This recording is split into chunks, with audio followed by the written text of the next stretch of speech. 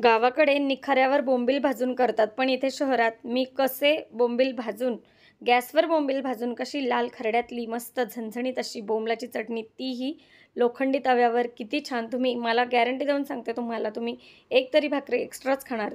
चला तर पाहूया रेसिपी. नमस्कार मंडळी, चला तर स्वागत आहे सगळ्यांचं आपल्या नवीन एका ब्लॉगमध्ये. आणि आज मी काय रेसिपी करणार आहे तर चला तुमच्याबरोबर शेअर करते. आज आपण करणार आहोत मस्त अशी बोंबलाची चटणी. सुके बोंबील आहेत त्याची चटणी. चला तर आधी आपण बोंबील साफ करून घेऊयात आणि मग कशी चटणी करते ते पाहूया. हे सुके बोंबील आहेत. याचा डोक्याकडचा आणि शेपटीकडचा भाग आपण आधी काढून टाकायचा आहे. त्यासाठी पेपरवर हे बोंबील ठेवलेले आहेत. चला आता मी मला चटणीसाठी जेवढे लागणार आहेत तेवढे बाजूला करून घेते, डोका आणि शेपटीकडचा भाग. आणि मग आपण हे आता गॅसवरच करतोय चटणी. आणि पाहू शकता गॅसवर मी भाजतीये, तर इथे जाळी ठेवलेली आहे. गॅसची फ्लेम बारीक आहे. चला तर आता आपण भाजून घेऊया. आणि नंतर आताच मी भाकरी केलेल्या आहेत, तर त्याच ताटामध्ये हे मी पाण्यामध्ये धुवून घेणार आहे. भाजून झाल्यानंतर बोंबील भाजून घेते मी. हे बोंबील भाजत असताना आपण सारखं जिकडनं भाजलं नाही गेले असे हलवायचे. जिकडनं भाजायला हवे तिथे भाजून घ्यायचे असे, म्हणजे जाळावर धरायचे. ते भाजून घेऊया. इकडे भाजतायत, इथे पहा भाजून झालेले आहेत. हे गावाकडे कसं चुलीवर निखाऱ्यात भाजले जातात छान. आता इथं खायचंय शहरात म्हटल्यावर कसं आपल्याला काहीतरी असाच गॅसवरती जुगाड करावा लागतो. चला तर याच ताटामध्ये मी आता पाणी घालते, म्हणजे धुतले पण जातील. हे पहा बोंबील भाजून घेतलेले आहेत, पाणी घातले याच्यात. चला हे काळे झाले तरी काही हरकत नाही. आता आपण याचे तुकडे करून घेणार आहोत. आणि याच्यामध्ये जो मधला काटा असतो, कोणाला आवडत नसेल तर तो काढून टाका, पण तो काटा सुद्धा खाण्यासारखा असतो. तो राहिला तरी एखादा अर्धा काही फरक पडत नाही. आणि तुमच्याकडे कशी बोंबलाची ही मिरची चटणी काय म्हणता तुम्ही, ते कसं करता हे मला कमेंट थ्रू सुद्धा सांगा. किंवा ज्याची माझ्यासारखीच पद्धत असेल त्याने सुद्धा कमेंट करा नक्की.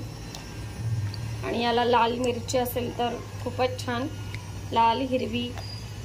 चला आता आपण मिरची आणि लसूण वाटून घेऊयात.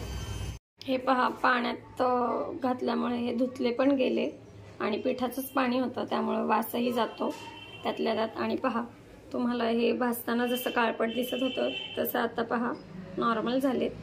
आणि आता हे याचे तुकडे पण होतील. आपल्याला काटासुद्धा तो मधला मणका जो असतो बोंबलाचा तो सुद्धा काढून टाकता येईल. तर पहा चटणीसाठी भरपूर असा लसूण घेतलेला आहे. ओबडधोबड साली काढून घेतलेले आहेत, भरपूर घालायचं आहे. आणि इथे लाल हिरव्या मिरच्या मिक्स आहेत. लाल तिखटसुद्धा आपण वापरू शकतो. चला तर आता मीठ घालूया आणि याचा खरडा करून घेऊया. मीठ घातले, वाटून घेऊयात. हे बोंबील आता नरम झालेत आणि आपण असा हे बारीक बारीक करून घ्यायचे. हाताने सहज आपल्याला हे तोडता येतात. आणि यातला मणका जो असतो आवडत नसेल तर काढा, पण या मणक्यातच खरी चव असते. हे पहा मी असे तुकडे करून घेतलेत, म्हणजे हातानेच, आणि सहज तुकडे होत आहेत त्याचे. पाहू शकता तुम्ही. खायला ही मिरची खूप झणझणीत आपण बनवणार आहे. खूप टेस्टी लागते भाकरी बरोबर, चपाती बरोबर, पण शक्यतो भाकरी बरोबरच छान लागते. चला आता मी घेते हे असे तुकडे करून, ओबडधोबड काटे काढून यातले. हे आपण भाजलेला बोंबील आहे त्याचे असे बारीक बारीक तुकडे करून घेतलेले आहेत. आणि इथे मिरची सुद्धा वाटलेली आहे, खरडा म्हणजे. चला आता आपण चटणी करून घेऊया. ही मिरची वाटली, आपण त्याच्यामध्ये पाणी घालून ते या बोंबलाच्या या आपण जे तुकडे केलेत त्यात ॲड करणार आहे. म्हणजे हे याच्यामध्येच मिक्स केल्यामुळे प्रत्येक भागाला छान लागती चटणी. मिक्स करूयात. चमच्याने वगैरे करा तुम्ही, हाताची आग होऊ शकते. आणि आपण आता ही चटणी लोखंडी तव्यात करणार आहोत मस्त अशी.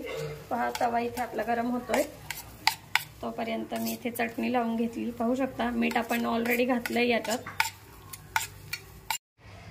तेल घालते, तेल थोडं जास्तच घालायचंय, गरम होऊ द्या. चला आता आपण हे घालूया त्याच्यात.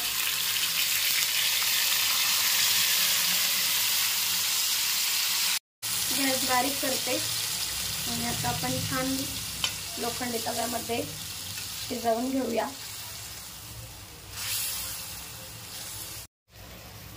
तुम्हाला वाटेल की ही मिरची कच्चीच या ताईने याच्यामध्ये मिक्स केली, तर नंतर पहा हे पाणी जेव्हा सुकत येतं तेव्हा ही मिरची आपली छान परतली जाणारच आहे आणि खूप टेस्टी होणार आहे आपली बोंबलाची चटणी। तुम्ही कशी करता हे मला कमेंट थ्रू सांगा आणि मी कशी बनवली आहे हे सुद्धा सांगा। पहा यातलं पाणी सुकलेलं आहे आणि पाहू शकता तुम्ही मिरची सुद्धा आपली तळली गेलेली आहे। अजून आपण आणखी सुकवून घेऊया, कोरडी करूया। किती छान दिसतीये पहा आणि लोखंडी तव्यात केल्यामुळे सगळेच लोखंडी तव्याचे लोह सुद्धा मिळतंय आपल्याला आणि एकदम चव येते। तर तुम्ही अशा पद्धतीने नक्की ट्राय करा। पहा झणझणीत अशी लाल मिरचीतली आपली बोंबलाची चटणी इथे डन झालेली आहे।